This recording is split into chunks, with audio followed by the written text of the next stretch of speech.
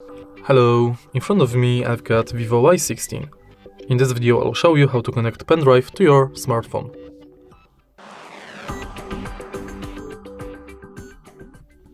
In the beginning, let's connect the pendrive via the USB-C charging port. And now let's go to settings. Enter Bluetooth and devices and enable OTG. Thanks to this, you can now go to Files, go to Browse, and now you've got access to your pendrive.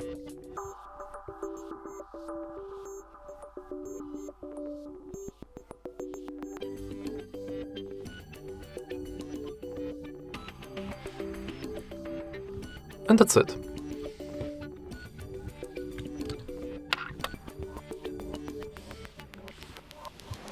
If you find this video helpful, please leave a like, comment and subscribe.